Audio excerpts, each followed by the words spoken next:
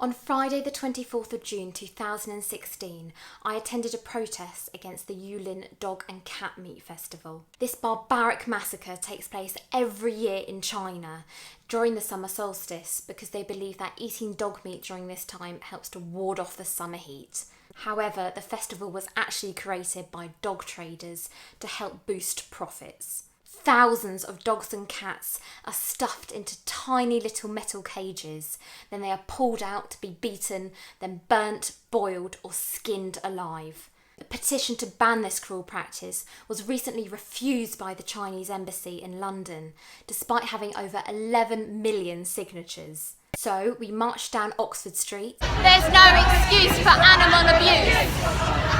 Blood on your hands. There's no excuse for animal abuse. And rallied in front of the Embassy of China. For what you do. Shame on you for what you do. I care about these poor, innocent, beautiful, living creatures. I'm going to end this vlog with a speech made by Dominic Dyer, who led the protest. I urge you to please write to your government leaders and research and post using the hashtags either Stop Yulin or Stop Yulin Forever. If we stand up together and give a voice to the voiceless, then we could end this torture. The cruel, horrible treatment of cats and dogs that make so much of a contribution to our lives. I lost my dog a few months ago. After 13 and a half years, after seeing my partner through cancer, having been there through all the good and difficult times in my life, and it was the most difficult, painful thing that I've had to go through for many, many years. And I know all of you have probably had to go through something similar if you own a companion animal as well. And I think that tells us how special our relationship is with these animals, in terms of our mental health, in terms of our physical health. They help us through life, wouldn't you agree? Yeah! They are our companions in life. They deserve our respect. They deserve our love. They deserve our gratitude. Wouldn't you agree? Yes! What they don't deserve is to be butchered, to be put in crates, to be skinned alive, to be boiled alive, to be cut open, to have their legs cut off. Do you agree? That is the most horrible, abhorrent treatment of any creature on this planet. Would you agree? Yes! And that's why we have to make a stand here today. That's why other people are making a stand also around the world. Now, Yulin is only one small point in this horrible treatment of these animals. For the next 10 days in Yulin, you might see about 10,000 dogs and cats killed. Over the next 12 months, there'll be over 25 million killed. In Korea, in Thailand, in the Philippines, in Vietnam, in Laos, across all of that region. And that's why we've got to make Yulin an example of the world, not just about that city, but about why we need to shut down this cruel, horrible trade across the whole region. Wouldn't you agree? And we are making progress. There are lots of people in China today, increasing numbers of people in Korea and the Philippines that are willing to make a stand themselves. They have companion animals. They have the same relationship with them that we do. They know this is terribly wrong. They know this should stop. And what we must do is we must support those people in those countries to speak out, to rescue animals, to lobby their politicians so they can bring about change from within. Wouldn't you agree? But at the same time, we must bring change from the outside as well. Let's just remember for a moment, if we look at dogs alone, how much they contribute to our lives.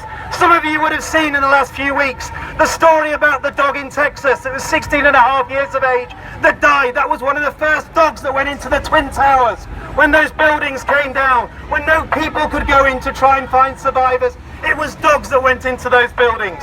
When people come back from war shattered, when they come back with mental scars, when they will act violently to the people around them, it's often dogs that will lift them from that black hole of depression and violence and give them a quality of life that they can find nowhere else. If you go into some of the toughest prisons in America today, you will find prisoners working with dogs, bringing dogs up in the prison to try and get them rehomed, which they do very well. well. And what we find is when they spend time with those dogs, their levels of violence, their levels of behaviour towards each other improve significantly, because we know they make a huge difference. In my own home city of Milton Keynes, there are dogs being trained today to sniff counters in a way that we could never do with electronic devices. We're only beginning to learn how those animals can help save us. When they help save us from the ruins of buildings, when they help save us from disease, when they help save us from mental depression and destruction, how come we were so cruel to them that we put them in vats of boiling water to boil them alive? Do you think that's acceptable? It is not, and we will make a difference. And what I say to you is this: all of us, no matter who you are, where you come from, what you eat, if you care about these animals, if you care about this cruelty, talk to your friends, talk to your neighbours, build this global coalition that we now have around the world that will make change. And what this is a global animal welfare issue. At the end of the day, what we need is global rules so that everyone in China, Vietnam, Thailand, the United States and Europe and other countries all set the highest standards of protection for these animals. And what people are not able to do is to abuse and exploit them for this horrible, horrible trade that we see in these parts of the world. Wouldn't you agree? Yeah. And by doing what you're doing, you're getting closer to that happening. We are shaming China. Yulin originally set up this so-called festival to promote itself as a growing city in China. Today, it's a shame centre of the world because everyone connects Yulin with the most disgusting destruction and cruelty of dogs and cats anywhere in the world. Would you want to be promoting Yulin today? No! Exactly. And that's what's happening. People will not travel to those cities. People will not invest their money in those cities unless we bring this horrible, horrible trade to an end. So what I'm saying to you today is that you will be able to change things, but you must fight hard. You must keep campaigning. You must keep sharing your images.